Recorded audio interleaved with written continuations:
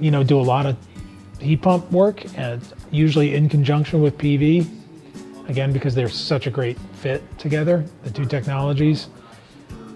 If you can get your electricity from a PV array, right, on your roof or out in the field, or if you're on a solar share, you're getting that electricity to power the heat pump directly from the sun. And so instead of having an oil person deliver oil to your house, burn it in your furnace, have 20% of that energy go out through the flue, not to mention the fact that you're polluting the air when you do that, because you're releasing carbon emissions in that process, but you're also not getting the full energy value of that oil, because 20% of it is lost heat, because that's just the nature of traditional heating systems. Well, a heat pump, not only are you getting potentially your electricity to run the system, because all it needs to run is electricity. It doesn't have any fuel.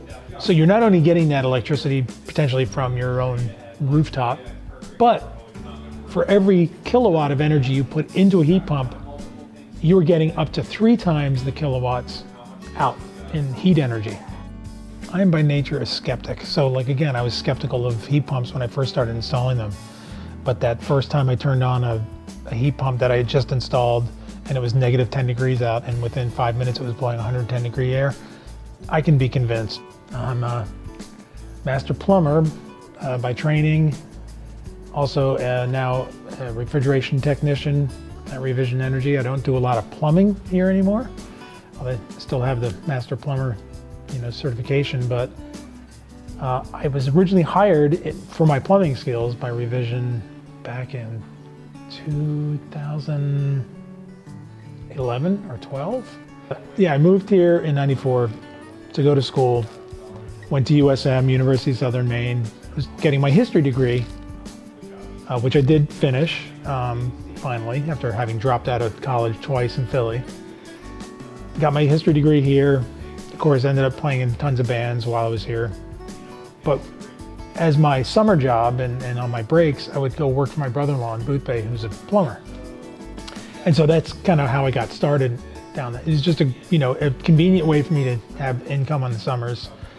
And I was learning how to do it. And it was funny because when I first started, I used to joke that, if there had been a category in the high school yearbook of, least likely to work with his hands, I would have easily gotten the vote. I mean, I was not a candidate for the trades at all.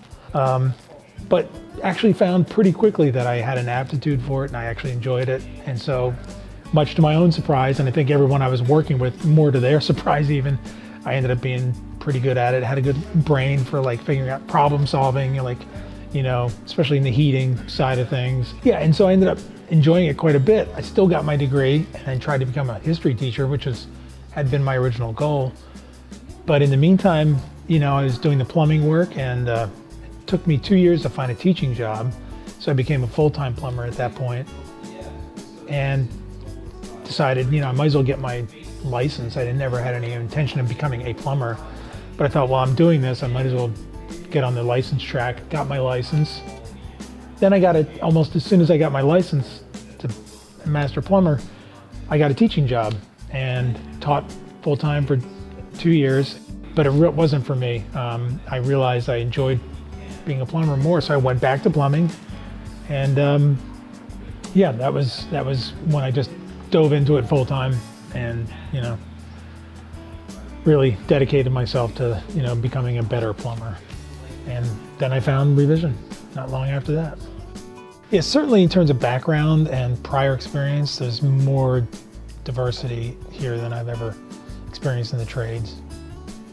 And for that matter, in other jobs I've had. The B Corp thing, especially when it was explained to me by Fortunat and Phil at one of the early meetings, it just made perfect sense. There's nothing, again, it's not like, there's nothing squirrely about it. It's very clear what we're meant to do and how we attain that status, how we maintain that status, and the benefits of that B Corp status. It's all pretty clear to me, and I think it's all very good. There's nothing we do that doesn't have some negative impact somewhere along the line, but the best we can do is try to minimize those negative impacts and maximize the positive.